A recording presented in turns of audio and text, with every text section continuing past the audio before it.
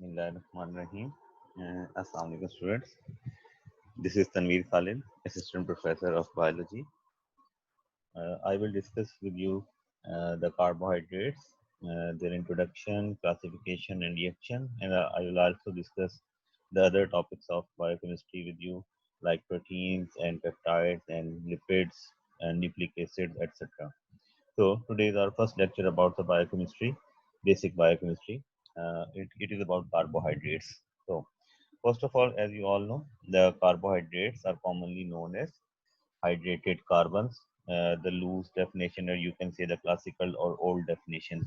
And so this definition is not conceptually very correct, but we can say simply these are the hydrated carbon, and they derived their name from this, as each carbon atom in the carbohydrates have a attached hydrogen and the hydroxyl group. So carbohydrates जो है simply अगर हम बात करें, अगर importance या इसकी basic बात करें, तो these are the source of main source और first source of energy for the living organisms. ठीक है.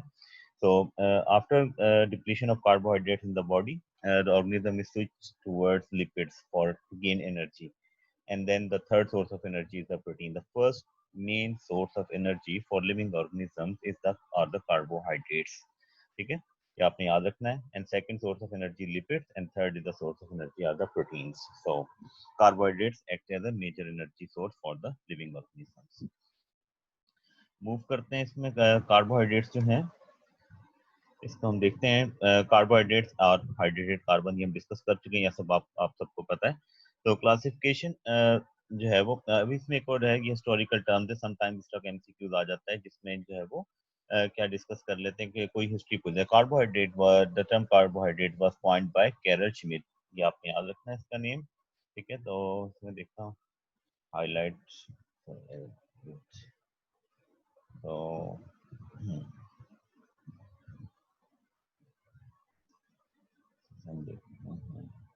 well, this will be fine. So the term carbohydrate was coined by the Carol Schmidt. So classification की अगर हम बात करें carbohydrates की, the carbohydrates have the general formula CxH2OY.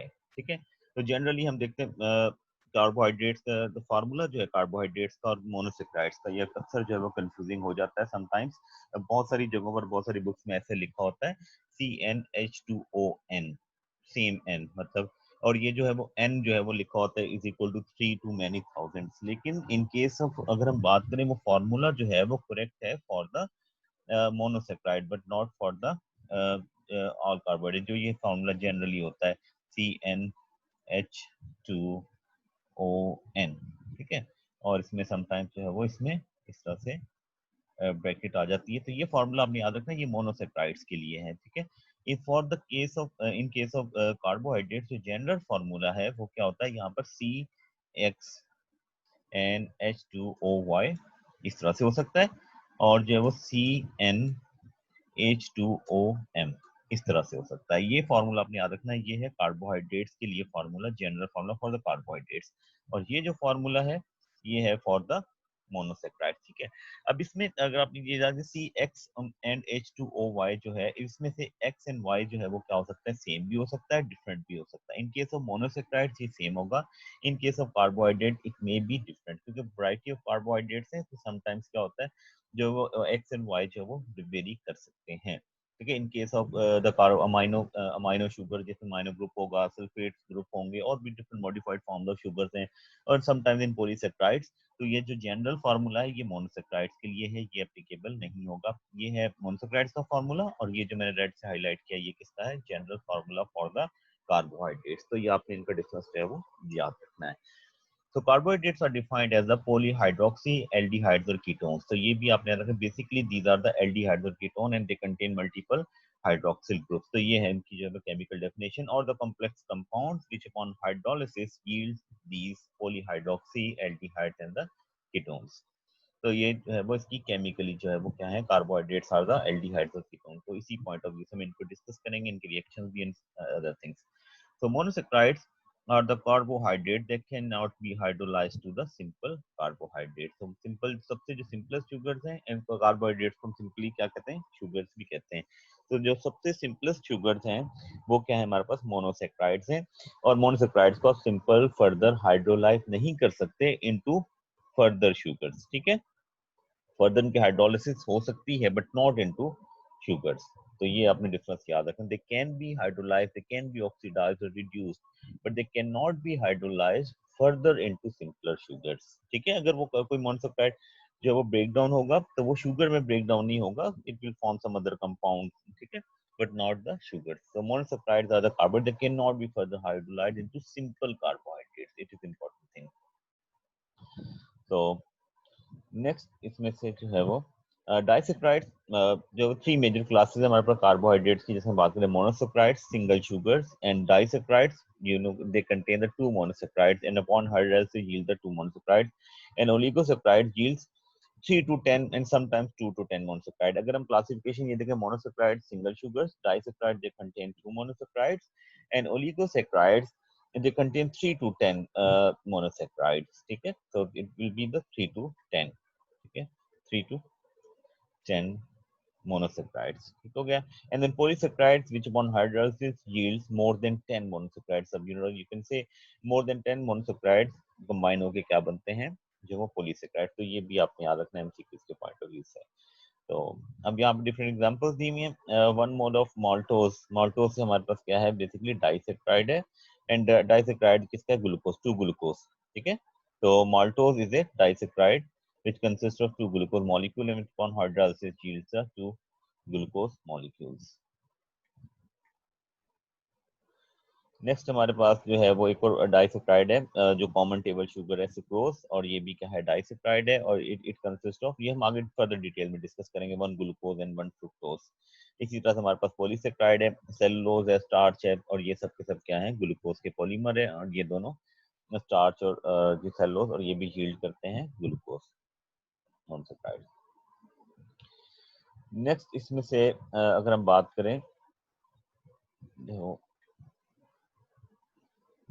Photosynthesis and carbohydrate metabolism, ये यहाँ पर क्यों डिस्कस किया गया है, मैं आपको बताता चलूं कि जो कार्बोहाइड्रेट्स हैं वो सिंथेसाइज कर सकते हैं कौन, ऑटोट्रॉफिक ऑर्गेनिजम्स. ठीक है, autotrophic organism can synthesize carbohydrates by the process of photosynthesis.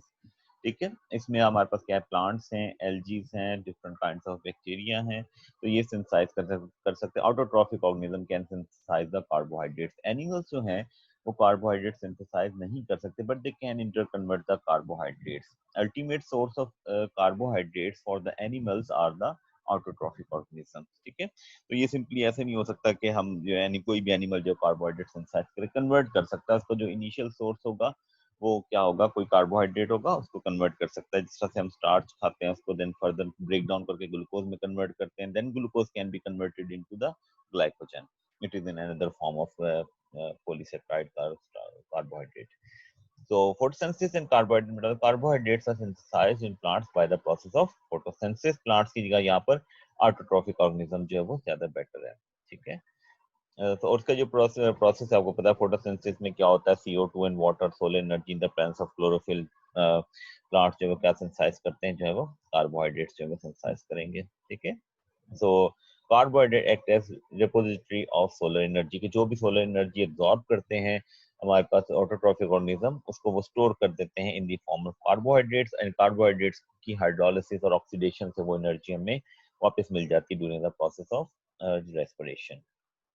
और मोस्ट ऑफ द फॉर्म जो एनर्जी है कार्बोहाइड्रेट्स की वो ब्रेक डाउन करके ऑक्सीडेशन के बाद कन्वर्ट की जाती है किसके अंदर, एटीपी के अंदर. So we can gain energy, utilize energy in the form of ATP which is formed by the hydrolysis or oxidation of glucose or other kind of carbohydrate you lead to glucose. So okay, so adenosine triphosphate is the energy currency for the living organism, and it is usually formed by the hydrolysis of the carbohydrates. तो अब इसमें से जो है वो अगर structure हम देखें इसका,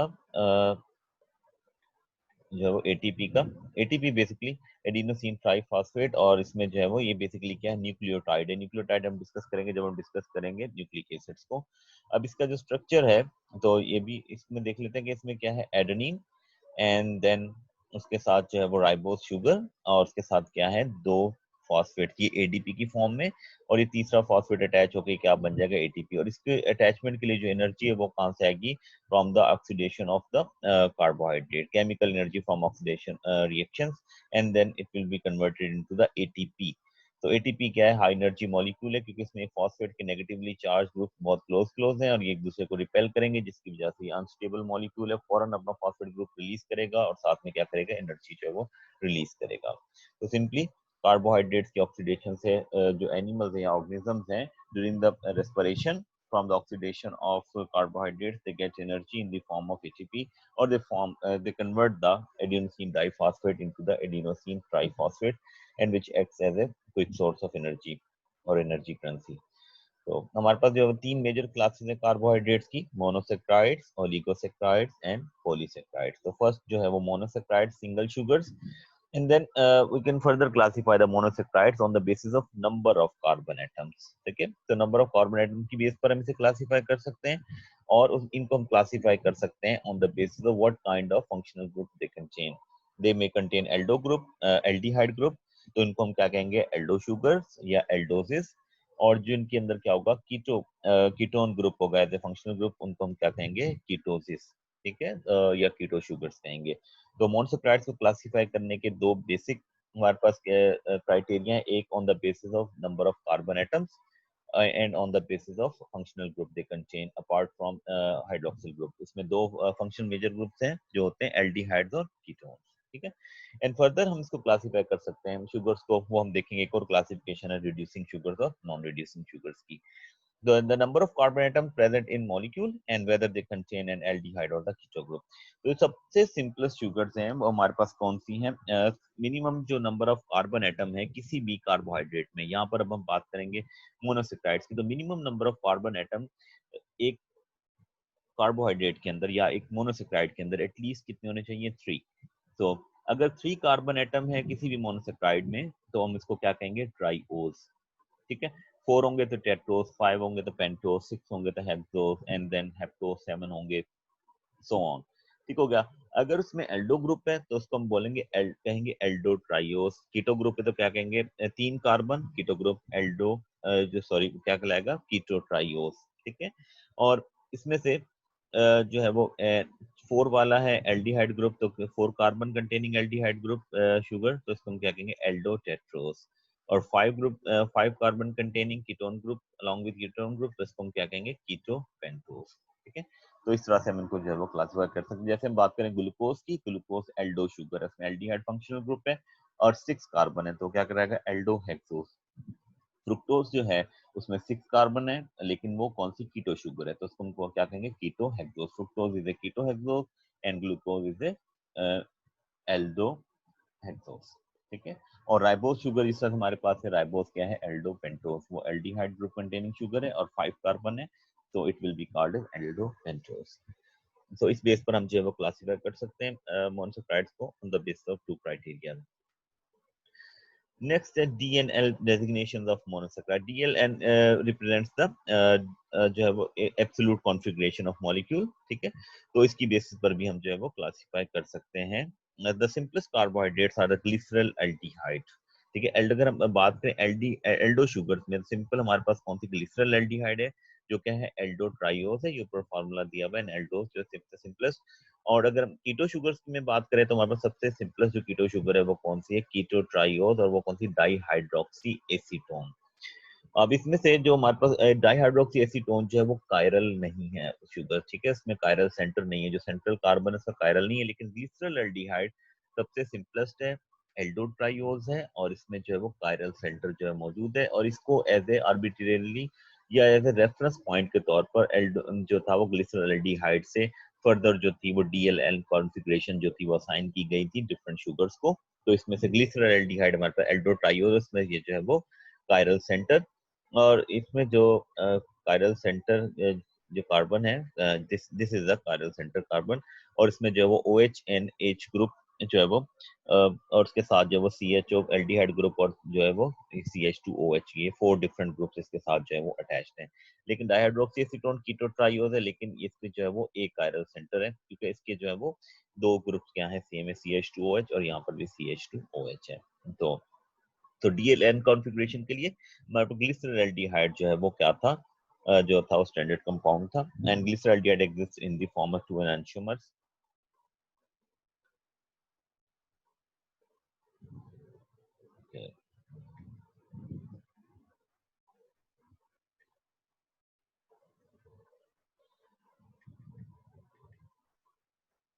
तो ये 2 एनंटियोमर इसमें जो है वो, इसमें से आपके पास ये 2 स्ट्रक्चरल फार्मूला इसके हम देखते हैं। तो ग्लिसरॉल्डिहाइड जो plus glyceraldehyde and negative glyceraldehyde, D glyceraldehyde and L glyceraldehyde. अब डी ग्लिसरॉल्डिहाइड जो है उसमें क्या OH ग्रुप कहाँ पर है, राइट पे, एंड एल ग्लिसरॉल्डिहाइड में जो OH ग्रुप है वो कहाँ पर है, लेफ्ट साइड पर है। अब ये चीज आपने याद रखनी, मोस्टली जो शुगर्स एग्जिस्ट करती हैं लिविंग सिस्टम्स के अंदर वो कौन सी है, डी शुगर्स हैं, विद रेफरेंस टू ग्लिसरॉल्डिहाइड जो उनका सेकेंड लास्ट कार्बन या further most carbon from the functional group कह सकते हैं, वो क्या होता है, उसमें जो है वो उसको कंपेयर करते हैं ग्लिसरॉल्डिहाइड के जो है वो कार्बन के साथ, और उसके हिसाब से जो है वो हम उसको असाइन करते हैं कि ये डी शुगर है, एल शुगर, आगे फर्दर डिटेल में है, मैं आपको इससे डिस्कस करूंगा। तो मोस्टली जो शुगर्स एग्जिस्ट करती हैं लिविंग सिस्टम्स के अंदर वो कौन सी डी शुगर्स हैं, जिनमें OH ग्रुप जो है वो कहाँ पर होगा, राइट साइड पर होगा, ठीक है।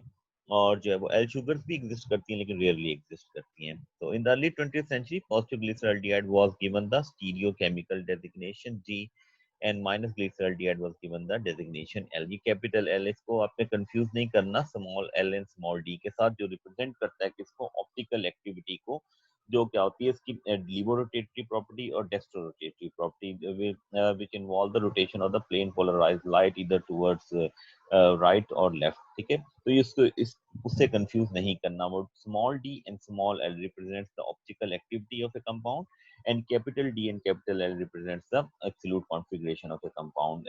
Sometimes the compound may be have absolute configuration T, but it may be levorotatory and vice versa, ठीक है। तो ये आपने याद रखना है। In case of glyceraldehyde, the D the the glyceraldehyde with the capital D absolute configuration is dextrorotatory, and L-glyceraldehyde is levorotatory. So it may or may not be the same. So capital D absolute configuration and small d is optical activity. Similarly with the capital L and the small l. So a monosaccharide whose highest numbered stereogenic center has the same configuration as the glyceraldehyde is the D sugar. Simple. अगर हम इसको compare किस तरह से करते हैं, sign कैसे करते हैं, कोई शुगर डी है या एल है, उसको हम कंपेयर करते हैं किसके साथ, जो है वो जो इसमें stereogenic highest number stereogenic centre, highest number अगर हम यहाँ से काउंट करें फंक्शन 1 2 3 4, ये स्टीरियोजेनिक सेंटर है। ये वाला जो लास्ट कार्बन है ये स्टीरियोजेनिक नहीं है, क्योंकि इसमें जो है वो दो तरफ H लगा हुआ है इसके साथ, तो ये स्टीरियोजेनिक नहीं है। तो हाईएस्ट नंबर स्टीरियोजेनिक कार्बन, या सिंपल अगर याद रखने के लिए सेकेंड लास्ट कार्बन, ठीक है, और द सेकेंड लास्ट कार्बन और the chiral carbon farthest from the functional group, ठीक है। आप इस तरह से याद रख लें, सेकेंड लास्ट कार्बन या chiral carbon farthest from the functional group, और the highest number chiral carbon जो है उसको कंपेयर करते हैं कि इसका OH या H की पोजीशन क्या है। अगर उसकी OH की पोजीशन राइट साइड पर है तो ऐसे शुगर को हम क्या कहेंगे, डी शुगर, और अगर उसकी पोजीशन जो है वो OH की लेफ्ट पर है तो उसे हम क्या कहेंगे, एल शुगर। और ये उसी तरह से कंपेयर करते हैं किसके साथ, ग्लिसरॉल्डिहाइड के साथ, ठीक है। जिस तरह ग्लिसरॉल्डिहाइड का जो कायरल सेंटर है तो वो क्या है, उसमें OH कहाँ पर है, राइट पर है, तो डी शुगर, और लेफ्ट पे होगा तो हम क्या कहेंगे, एल शुगर कहेंगे। तो यहाँ पर आपको कंपैरिजन दिया हुआ है, हाईएस्ट नंबर स्टीरियोजेनिक सेंटर या second last carbon, in simple words, इसमें जो वो OH कहाँ पर है, लेफ्ट साइड, राइट साइड पर, तो हम क्या कहेंगे, D Aldo pentose 5 carbon, and D sugar है तो डी एल्डो पेंटोस। और इसी तरह से ये जो है वो कीटो शुगर है, 6 कार्बन है, इसमें जो है वो OH ग्रुप कहाँ पर है, राइट साइड, लेफ्ट साइड पर है, तो हमसे क्या कहेंगे, एल कीटो हेक्सोस कहेंगे, ठीक है। Next structural formula for monosaccharide. Monosaccharide जो है वो एग्जिस्ट करते हैं किसमें, लीनियर फॉर्म में भी, एंड जो है वो तो रिंग फॉर्म में भी एग्जिस्ट करते हैं। तो Fischer projection are used to represent the stereochemistry in the carbohydrates. ये इंपॉर्टेंट है Fischer projection. In Fisher projection, horizontal lines are understood to project out of the plane towards and reader, and vertical lines are understood to project behind the plane. ठीक है, तो Fisher projection cannot be removed from the plane of the paper or turn 90 degree and still represents the molecule accurately. तो ये आपने याद रखना, Fisher projection से important है to represent the carbohydrates.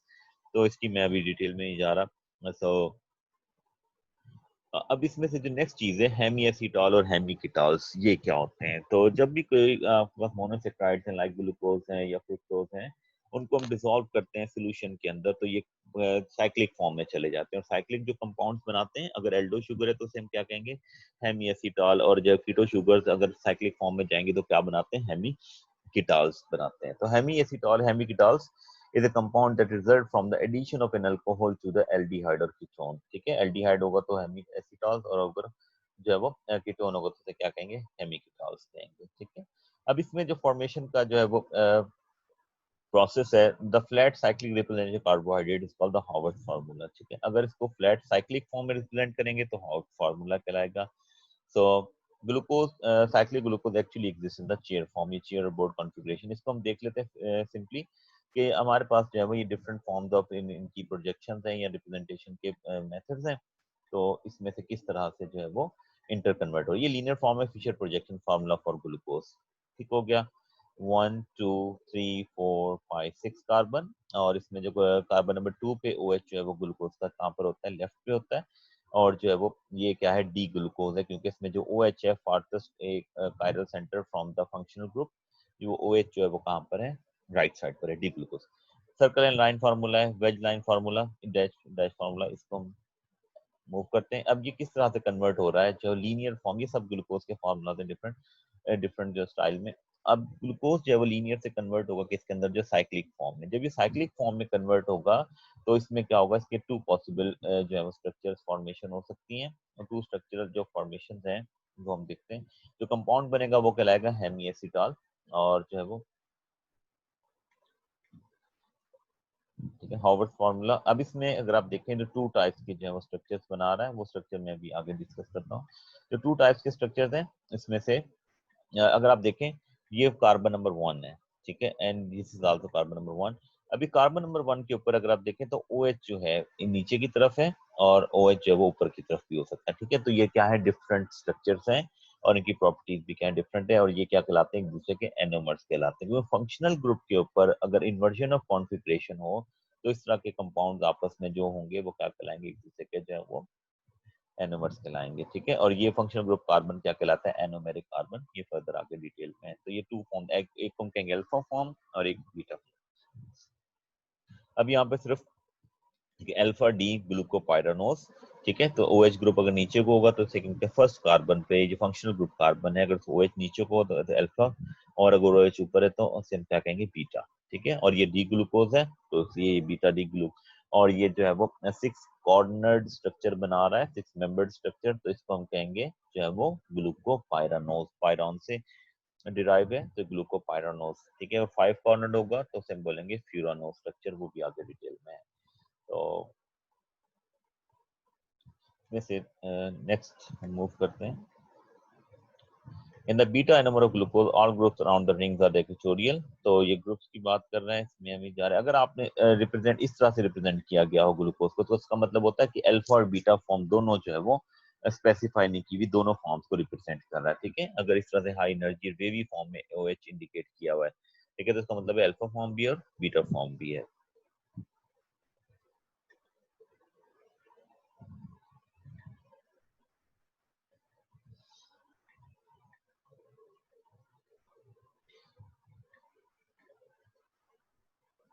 तो ये मैंने आपको बता दिया कि 5 मेंबर रिंग होगा तो ये इसको हम बोलेंगे फ्यूरानोस. जिस तरह से फ्रुक्टोज है, फ्रुक्टोज 5 कॉर्नर रिंग बनाता है फ्यूरॉन की तरह, सिंगल है फ्यूरानोस.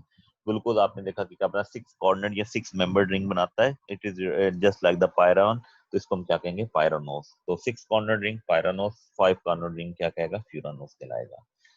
तो अब ये जो फॉर्मेशन बताई हुई कि किस तरह से जो है वो ग्लूकोज की जो है वो लीनियर फॉर्म कन्वर्ट होती है किसके अंदर? जो है वो रिंग फॉर्म स्ट्रक्चर के अंदर, मतलब लीनियर से कन्वर्ट हो रही है किसके अंदर? हेमीएसीटॉल फॉर्म के अंदर. तो ये अब इसमें जो फॉर्मेशन है तो इसकी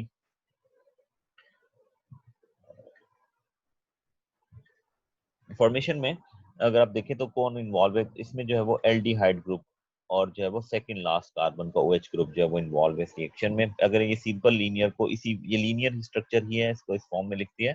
एंड देन फर्दर इसका आफ्टर रिएक्शन जो है वो क्या बनेगा, जो है वो हेमिएसिटाल, और हेमिएसिटाल में क्या होगा, दोनों इसकी जो है वो पॉसिबिलिटीज हैं, और वो क्या हो सकता है, अल्फा भी हो सकता है और जो है वो बीटा भी हो सकता है। अब इसमें जो मैकेनिज्म ऑफ रिएक्शन है इसकी तरफ मैं नहीं जा रहा, सिंपल आपने याद रखना जो ओ जो यहाँ पर शो हो रहा होता है ये किसका होता है, सेकंड लास्ट कार्बन के OH ग्रुप का O होता है, ये फंक्शनल ग्रुप वाला नहीं होता। फंक्शनल ग्रुप वाला जो है हमारे पास वो कौन सा होगा, फंक्शनल ग्रुप वाला दिस इज, ये जो है ये फंक्शनल ग्रुप वाला ये है एल्डिहाइड ग्रुप का जो है वो कार्बन नंबर 1, ठीक है, ये carbon number 2 and this is carbon number 3, carbon number 4, ये कार्बन नंबर 5, ठीक है। कार्बन नंबर 5 का जो OH है ये उसका O है, और ये इस तरह से जो है वो आफ्टर रिएक्शन, ये रिएक्शन बताया हुआ मैकेनिज्म इसका शो किया, मैं इसकी डिटेल में नहीं जा रहा। इसमें दो पॉसिबिलिटीज हैं कि जो है वो OH ग्रुप जो है वो नीचे की तरफ भी आ सकता है और ग्रुप जो है वो ऊपर की तरफ भी जा सकता है, ठीक है। और ये सोल्यूशन के अंदर ये दोनों फॉर्म जो है वो इक्विलिब्रियम में एग्जिस्ट कर रही होती है, इनके दरमियान में ट्रांजिशनल फॉर्म जो है वो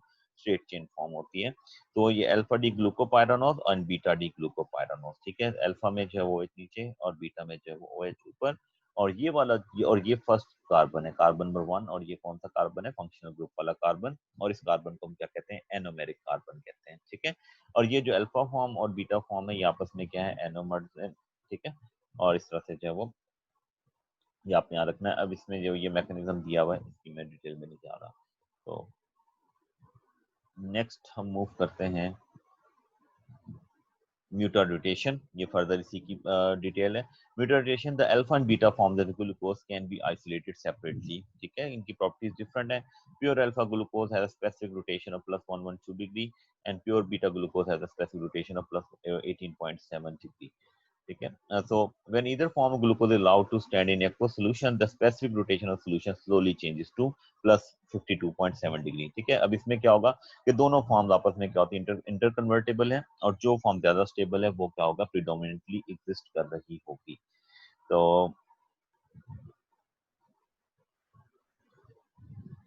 Butyl rotation is a change in the optical rotation as an equilibrium mixture of the anomers form। उसकी जो ओवरऑल उसकी ऑप्टिकल एक्टिविटी होगी, उसकी ऑप्टिकल रोटेशन होगी, सोल्यूशन की चेंज हो जाएगी। अगर फर्स्ट में अल्फा था लेकिन वो लीनियर फॉर्म से फिर बीटा में इंटर कन्वर्ट होता रहेगा, और जो है वो क्या होगा, इस तरह से चेंज होती रहेगी। So mutual rotation of glucose results in the equilibrium mixture of 36% alpha glucose and 64% beta glucose. So it means the beta glucose form is more stable than the alpha form, ठीक है, ये आपने याद रखना है। तो बीटा ग्लूकोज फॉर्म जो है वो ज्यादा स्टेबल है as compare to alpha glucose form, और प्रीडोमिनेंटली किसी भी सोल्यूशन के अंदर जो है वो एग्जिस्ट करने वाली फॉर्म कौन सी है, जो है वो बीटा फॉर्म एग्जिस्ट करती है। आफ्टर दैट हमारे पास जो है नेक्स्ट इसमें से जो टॉपिक है,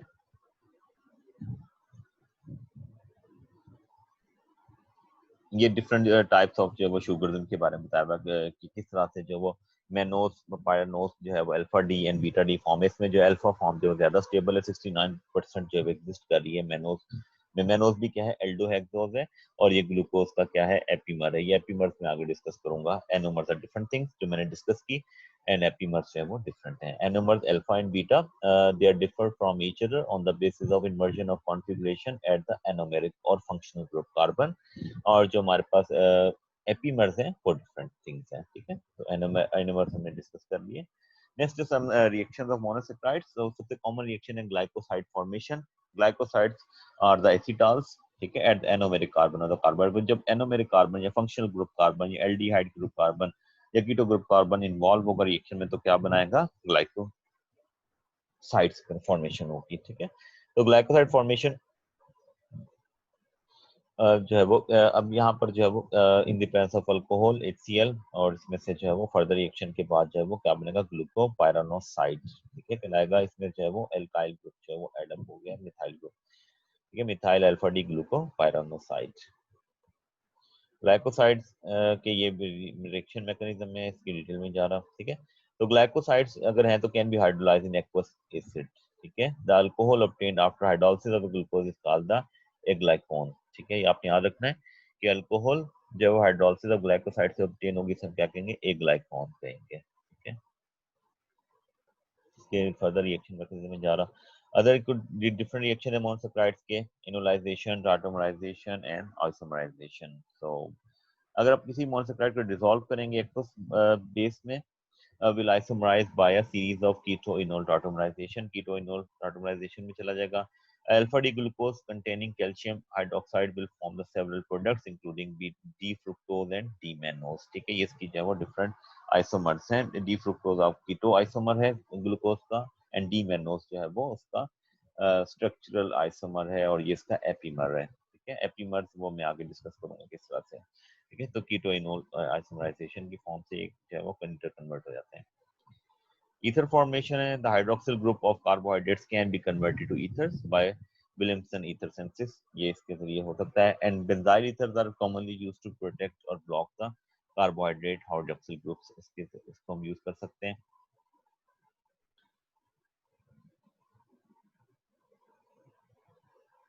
नेक्स्ट रिएक्शंस जो हैं, फर्दर एडवांस रिएक्शंस हैं। इस तरह के इतनी डिटेल रिएक्शंस कभी पूछे नहीं गए इसमें, तो इसको मैं स्किप कर रहा हूँ। अगर आप इसको देखना चाहें तो देख लीजिएगा। तो कन्वर्जन टू एस्टर्स हैं, एस्टर फॉर्मेशन हो सकती है। Carbon react with acetic anhydride in the presence of weak base to convert all hydroxyl group to the acetate esters. ठीक है, तो जितने भी हाइड्रोक्सिल ग्रुप्स हैं उनको एस्टेट एस्टर्स में जो कन्वर्ट किया जा सकता है। एंड साइक्लिक एसिटाल्स हैं, carbohydrates form cyclic acetal with acetone selectively between cis vicinal hydroxyl groups. ठीक है, तो इस तरह से जो वो सिस ग्रुप्स जो है विस्नर ग्रुप्स उनके साथ जो है वो कन्वर्ट हो सकते हैं साइक्लिक एसिटाल्स के अंदर। तो ऑक्सीडेशन रिएक्शंस है मोनोसैकेराइड्स के। अब ये ज्यादा इंपॉर्टेंट है और ये अक्सर इनमें सवाल पूछा जाता है, और यही रिएक्शंस जो है वो आइडेंटिफिकेशन के लिए यूज होते हैं। वैसे जनरली किसी भी कोई भी कार्बोहाइड्रेट अगर डिटेक्ट करना हो तो उसके लिए जो टेस्ट है सबसे बेसिक टेस्ट वो मॉलिस टेस्ट होता है, जिसमें जो है वो मॉलिस टेस्ट में सिंपली जो इसको हम क्या कहते हैं जो है वो पर्पल रिंग टेस्ट या सिंपल रिंग टेस्ट भी कहते हैं। और इसमें जो है वो डिफरेंट जो है वो एसिडिक मीडियम जो है वो इन द प्रेजेंस ऑफ H2SO4 जो है वो रिएक्शन होता है। और इसमें जो है वो बेंटिक और टॉलरेंस रिएजेंट है रिड्यूसिंग शुगर्स के लिए। तो रिड्यूसिंग शुगर बेसिकली क्या होती है, कोई भी ऐसी शुगर जिसके अंदर जो उसका बेसिक जो उसका फंक्शनल ग्रुप है अगर वो फ्री फॉर्म में होगा तो वो क्या करेगा, शुगर जो है वो एक्ट करेगी एज ए रिड्यूसिंग शुगर के तौर पर जो है वो एक्ट करेगी, और वो डिफरेंट जो है वो मेटल आयंस वगैरह डिफरेंट रिएजेंट्स को क्या करेगी, रिड्यूस करेगी। तो इटसेल्फ क्या हो जाएगी, ऑक्सीडाइज हो जाएगी। अब इसमें जो भी रिड्यूसिंग शुगर है उसके लिए पहली कंडीशन क्या होनी चाहिए, इसका जो फंक्शनल ग्रुप फ्री होना चाहिए, वो किसी बॉन्डिंग में इन्वॉल्व ना हो। तो डेफिनेटली जितने भी मोनोसैकेराइड्स हैं वो सब के सब क्या है, रिड्यूसिंग शुगर हैं, और उनमें फ्री जो है वो फंक्शनल ग्रुप अवेलेबल होता है, चाहे वो एल्डिहाइड ग्रुप है और चाहे वो जो है वो क्या कौन सा कीटो ग्रुप है। ठीक है, और डाइसैकेराइड्स में पॉलीसैकेराइड में depending upon the bonding type उसमें क्या हो सकता है कि वो डिफरेंट हो सकता है, कि वो रिड्यूसिंग भी हो सकती है और नॉन रिड्यूसिंग भी हो सकती है। तो इसमें एग्जांपल देखते हैं। Aldoses and ketoses give positive test when treated with Tollens solution और द बेनेडिक्ट सॉल्यूशंस। ठीक है, तो एल्डोसिस हो चाहे कीटोसिस हो, मोनोसैकेराइड हमेशा क्या देंगे, जब वो रिड्यूसिंग शुगर्स का टेस्ट पॉजिटिव देंगे। टॉलरेंस रिएजेंट में जो है वो टॉलरेंस रिएजेंट यूज होगा, गिव सिल्वर मिरर व्हेन जो है वो Ag plus is reduce to the Ag0, मतलब कि जो हमारे पास इसके आयन है, जो सिल्वर आयन है वो जो डिपॉजिट हो जाएंगे इसकी ट्यूब के ऊपर, सिल्वर मिरर फॉर्मेशन जो होगी। बैंडिक reagent alkaline solution of cupric citrate complex है, give a brick red color to red precipitate of जो है वो Cu2O। ये आप याद रखना है कि बेनेडिक्ट जो है वो सोल्यूशन जो है वो बेनेडिक्ट रिएजेंट में कौन से जो है वो रेड प्रेसिपिटेट किस चीज के होते हैं, और जो है वो इसमें से टॉलरेंस रिएजेंट में जो है वो सिल्वर मिरर जो बनता है उसमें जो है वो कौन से आयन जो है वो इन्वॉल्व होते हैं। तो सिल्वर जो है वो आयन सिल्वर है मेटल, और ये जो है वो इसमें जो है वो Cu2O। In basic solution, ketone can be converted to an aldose that can then react with the tolerance or the Benedict reagents। ठीक है, तो कीटोन भी इसमें से रिएक्ट कर सकते हैं, और जो है वो एल्डो शुगर दोनों जो है वो रिएक्ट कर सकती हैं। कॉपर आयन कॉम्प्लेक्स और ये एल्डोज हैं, कीटोज हैं, ब्रिक रेड जो है वो ऑक्सीडेशन प्रोडक्ट बनेगी और ये प्रेसिपिटेट्स बनेंगे। तो ये जो वो बेसिक रिड्यूसिंग शुगर्स को डिस्टिंग्विश करने के लिए यूज होते हैं from the non reducing sugar.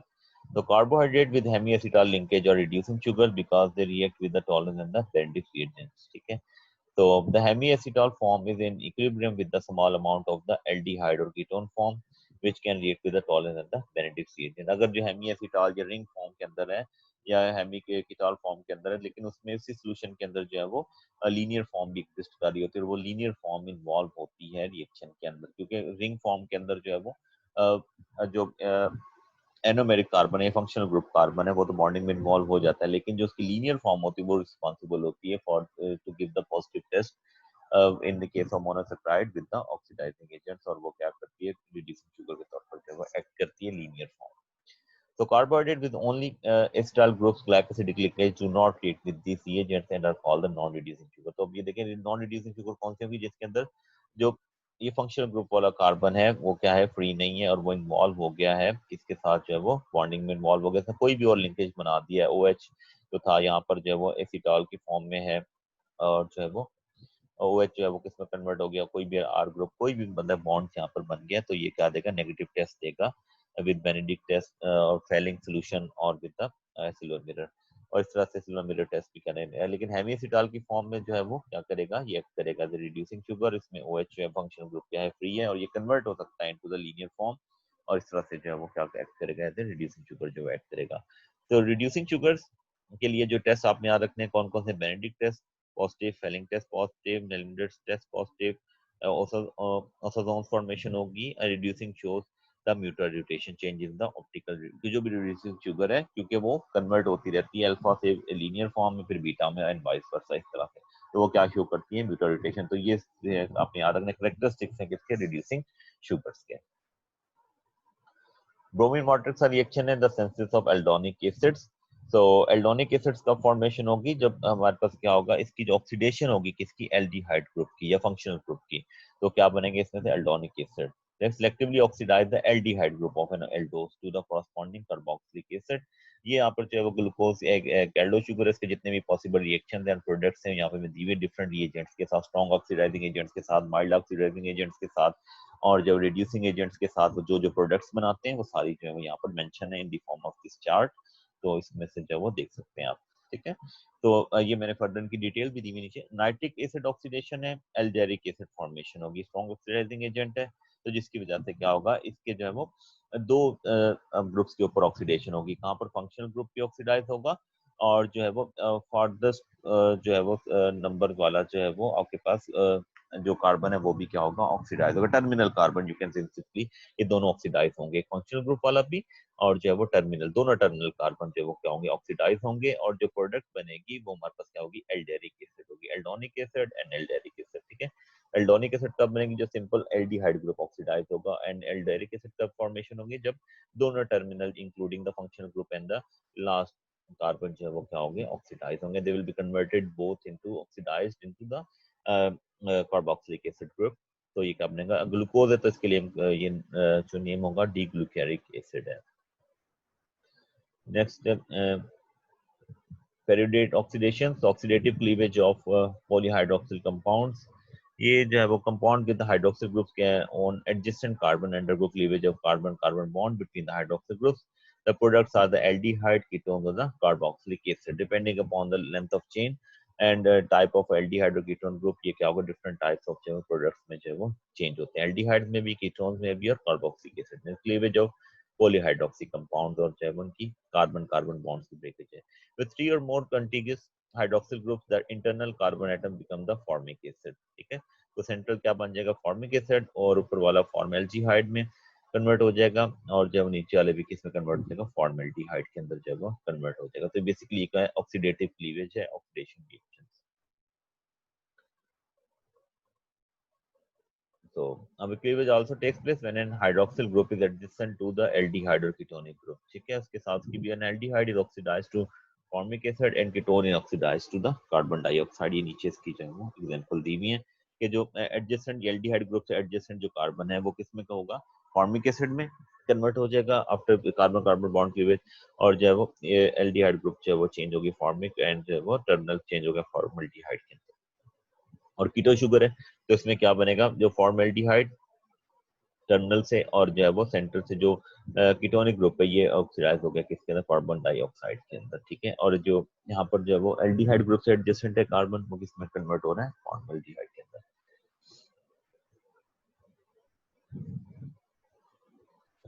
और अगर इसमें जो है वो no cleavage results if there are intervening carbon that do not bear hydroxyl of the carbonyl group. अगर ये नहीं होंगे तो क्लीवेज जो नहीं होगा, रिएक्शन नहीं होगा।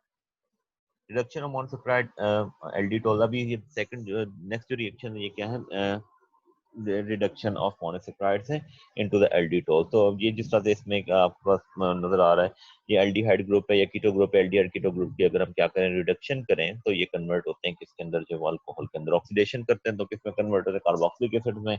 और इनकी रिडक्शन करें तो ये सिंपली किसमें कन्वर्ट होते हैं, जो है वो अल्कोहल्स के अंदर। ठीक है, aldose and ketose can be reduce to alditol. तो ये हमारे पास क्या है, सोडियम बोरोहाइड्रेट, और ये एल्डिहाइड ग्रुप जो है वो कन्वर्ट हो जाएगा किसके अंदर, जो है वो अल्कोहल के अंदर। तो जो बनेगा अल्कोहल को हम कहेंगे एल्डिटोल्स कहेंगे। ग्लूकोज है तो ये जो है वो क्या बनेगी, डीसॉर्बिटोल इसका कॉमन नेम है, और ग्लूसीटोल इसे हम कहेंगे। और इसमें जो है वो aldehyde group is oxidized into the hydroxyl alcoholic group further. तो reaction of monosaccharide with the phenyl hydrazine osazones formation. और ये जो है वो सिंपल है, इसके साथ जो है वो एनएलडी एल्डोज और ketose will react with the three equivalents of the phenyl hydrazine to yield the phenyl phenylosazones. ठीक है, तो ये इसकी रिएक्शन फॉर्मेशन है, जिसका मैकेनिज्म की डिटेल में नहीं जा रहे हैं। ये फर्दर उसी की एग्जांपल्स हैं। Synthesis and degradation of monosaccharides, जो है वो क्लीनी फिशर सेंसेस। यानी फिशर सेंसेस में the carbon chain of an aldose can be extended by. अब इसमें क्या है, एडिशन ऑफ जो है वो कार्बन कार्बन हाइड्रोक्सिल वो जो है इसमें फर्दर जो है वो चेन को एक्सटेंड कर सकते हैं, कार्बन कार्बन बॉन्ड फॉर्मेशन है। तो इसके लिए जो रिएक्शन है वो क्लियानी फिशर सेंसेस है। और इसमें जो है वो एग्जांपल दी हुई है, D glyceraldehyde can be converted D erythrose. D erythrose कौन सी शुगर है, 4 कार्बन टेट्रोज शुगर है। तो ये ग्लिसरॉल्डिहाइड 3 कार्बन शुगर है, जिसमें एक कार्बन ग्रुप ऐड हो जाएगा, तो कन्वर्ट हो जाएगी इसके अंदर, जो है वो डी एरिथ्रोज के अंदर जो है वो कन्वर्ट हो जाएगी। And D threose to the beneficial senses, and then उसके बाद जो कन्वर्ट हो जाएगी डी थ्रियोज के अंदर। मतलब D erythrose and D threose basically ये क्या है, जो है वो एक एल्डोज शुगर है और एक जो है वो कीटो शुगर है। मतलब मिक्सचर बनेगा हमारे पास, जो है वो या फिर एपीमर्स का मिक्सचर बन सकता है। तो ये डीग्लिसरॉल्डिहाइड है एंड एपिमेरिक साइनोहाइड्रेट्स है सेपरेट। ये फर्दर डिटेल से रिएक्शन है कि किस तरह से जो है वो एरिथ्रोज और जो है वो थ्रियोज फॉर्मेशन होगी by addition of one carbon group to the glyceraldehyde. Glyceraldehyde 3 carbon, इसमें जो है वो इस तरह से आफ्टर रिएक्शन जो है वो एक कार्बन ऐड हो गया, ऐड ऑन हो गया, और ये डी एरिथ्रोज एंड डी थ्रियोज बन गया। डी एरिथ्रो डी थ्रियोज दोनों क्या है, एल्डो शुगर्स हैं, और एक दूसरे के क्या है, एपीमर है। एपीमर बेसिकली क्या कंपाउंड्स होते हैं, two sugar the two compound which have inversion of configuration at any carbon atom. ठीक है, तो उसको हम क्या कहेंगे, जो है वो एपीमर जो है वो कहलाएंगे एक दूसरे के। तो रिएक्शन जो है वो आपस में क्या होंगे, एपीमर्स होंगे, और रिएक्शन कन्वर्जन का क्या कहलाता है, एपीमराइजेशन।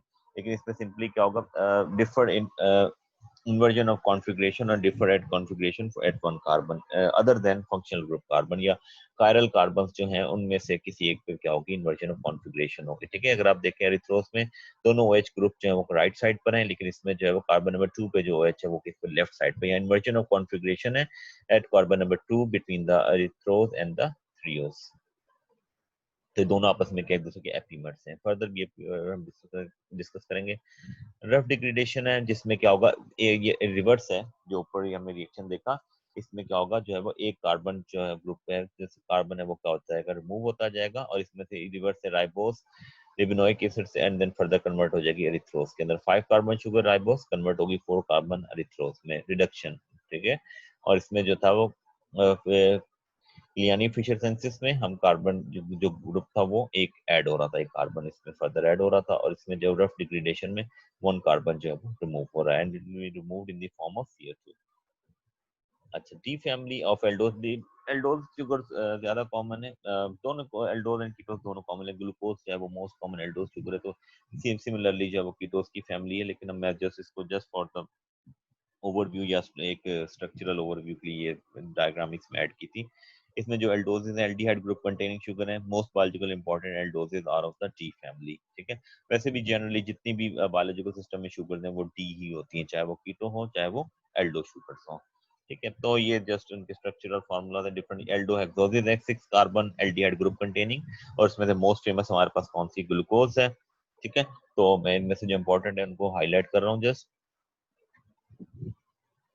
तो ये हमारे पास क्या है, डी ग्लूकोज, ठीक है, हेक्सोस में, and then D mannose, D glucose and D mannose ये आपस में क्या है, एफिमर्स हैं, they have inversion of configuration है कार्बन नंबर 2।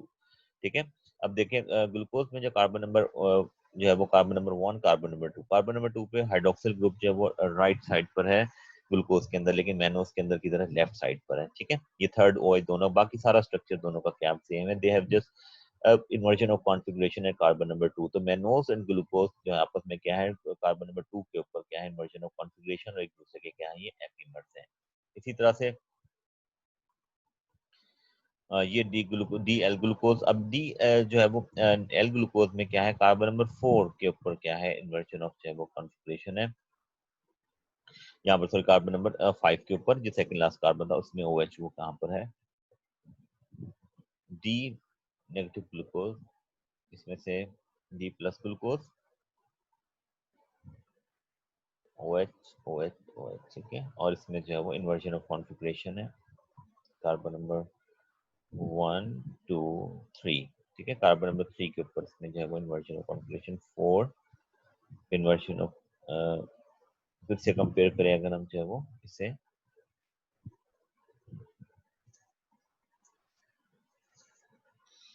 और इस तरह से हमारे पास जो है वो गैलेक्टोज शुगर है, और गैलेक्टोज को अगर हम कंपेयर करें ग्लूकोज से तो ये क्या है, कार्बन नंबर 4 के ऊपर inversion of configuration as compare to जो है वो डी ग्लूकोज। तो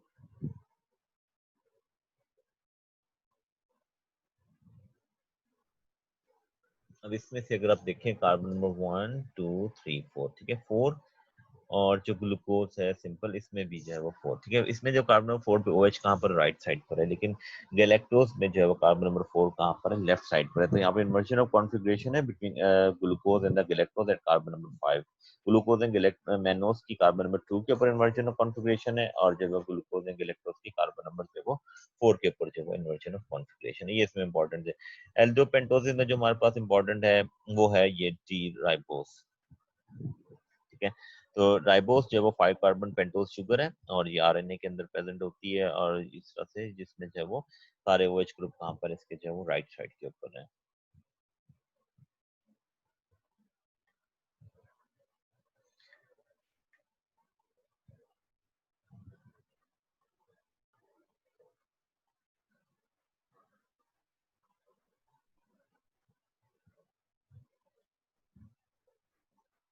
कार्बन नंबर ग्लूकोज एंड ग्लूलोज, ये कार्बन मेनोस एंड गैलेक्टोज, ये सारे आपस में क्या है, एफिमर्स है। नेक्स्ट हम डिस्कस करते हैं इसमें से, लेट्स सी। ठीक है, तो ये मोनोसैकराइड्स के बाद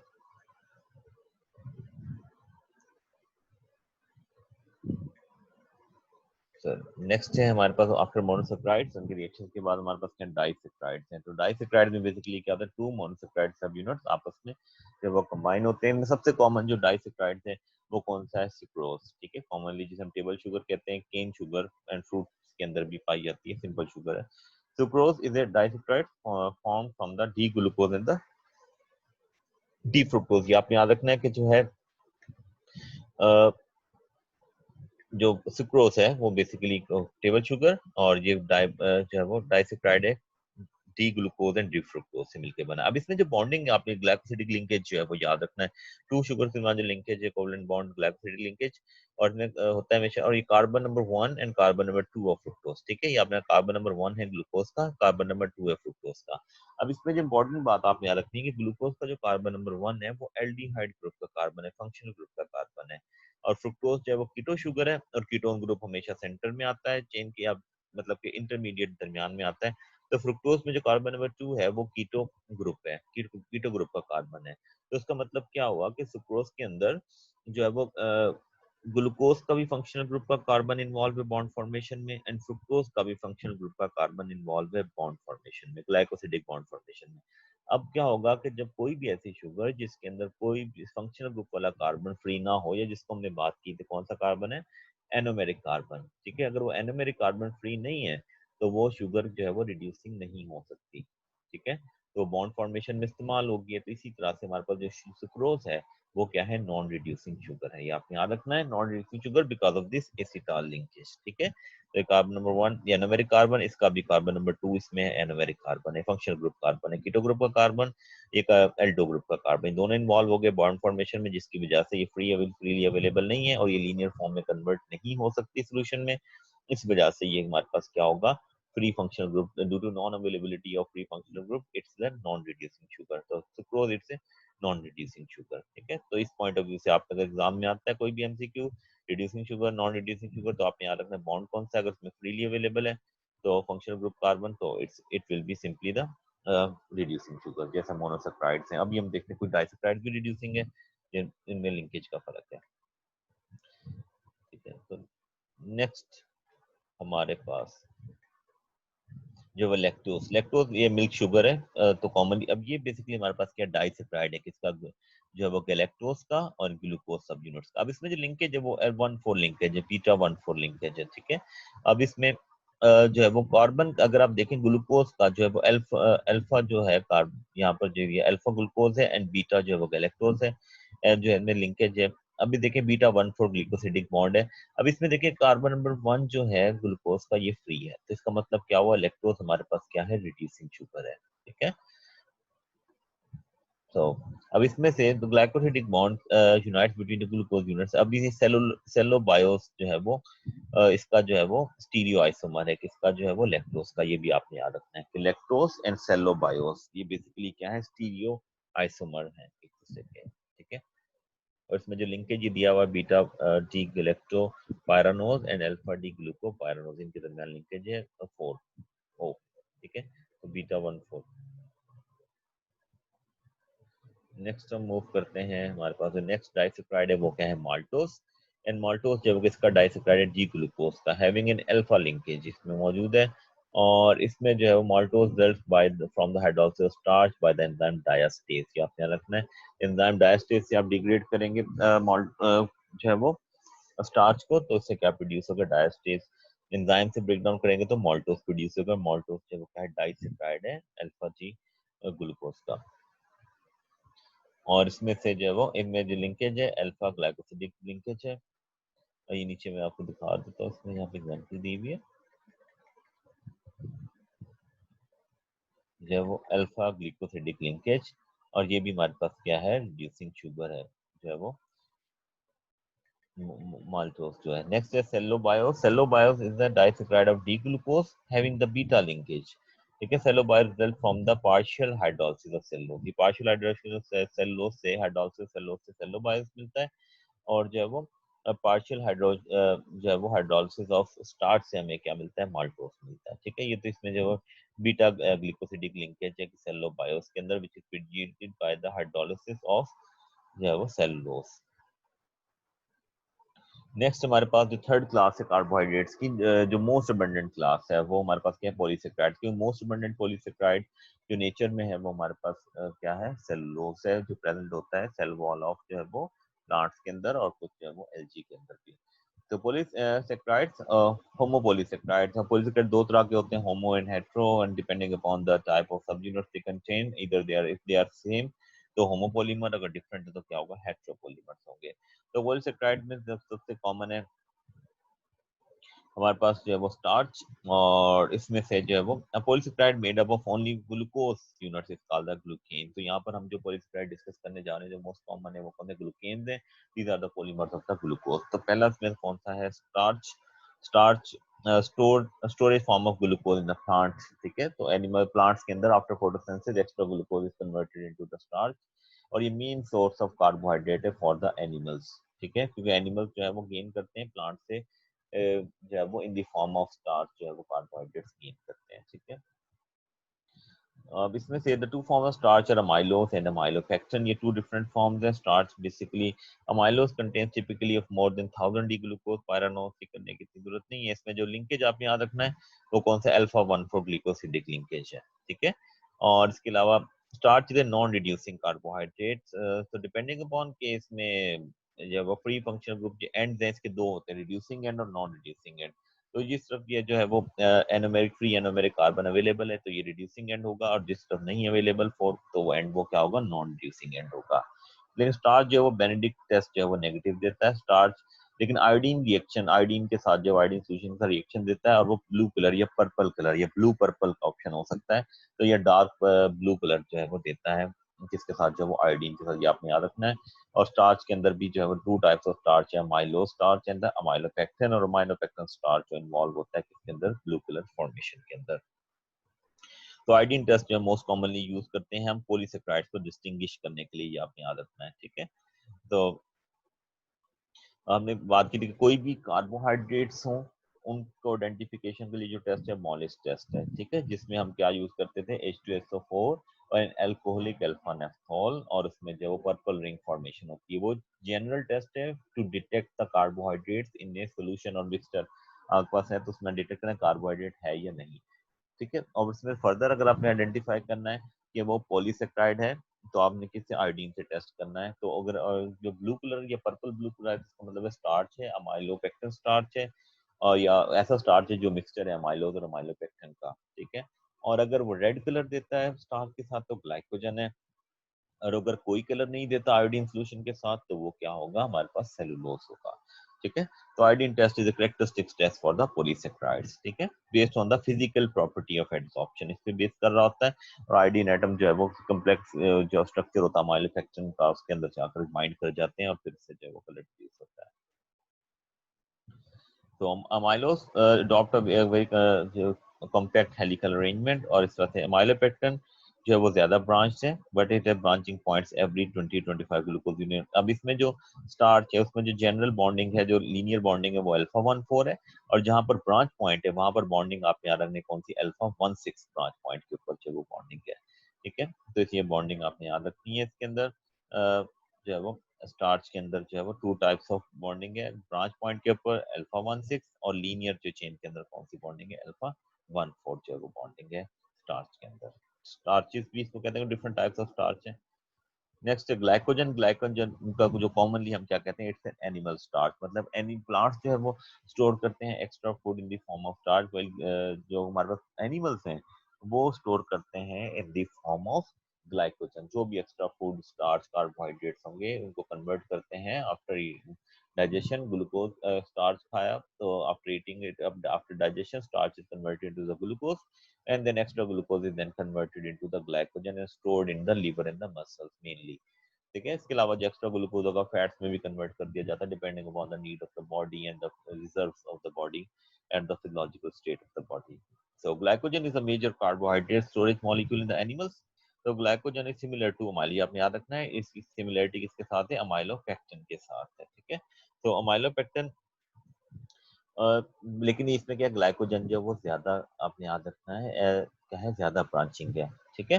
ब्रांचिंग अकर में डबल ब्रांचिंग आप कह सकते हैं, 2 टाइम्स ज्यादा ब्रांचिंग है, 10 to 12 ग्लूकोज सब यूनिट्स में था, 20 to 25 ग्लूकोज सब यूनिट्स के बाद ब्रांचिंग है, इसमें जो है वो 10 to 12 ग्लूकोज सब यूनिट्स के बाद जो है वो ब्रांचिंग है, ठीक हो गया।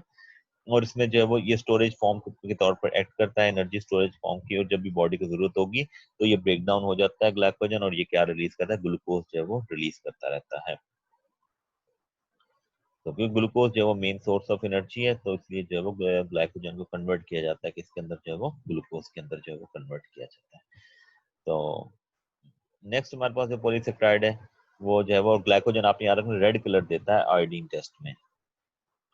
नेक्स्ट है सेलुलोज, सेलुलोज जो है वो मोस्ट अबंडेंट पॉलीसेक्राइड और most abundant carbohydrate in the nature. So cellulose भी जो है वो पॉलीमर है, किस ग्लूकोज का पॉलीमर है, और ये स्ट्रक्चरल पॉलीसेक्राइड है, और ये जो है वो एनर्जी स्टोरेज नहीं है बल्कि स्ट्रक्चर बनाता है प्लांट्स के अंदर, बेसिकली सेल वॉल। और जितने भी एनिमल्स हैं आपने याद रखना है, दे can not digest the cellulose by themselves and they do not have any kind of enzyme which can digest the cellulose, ठीक है।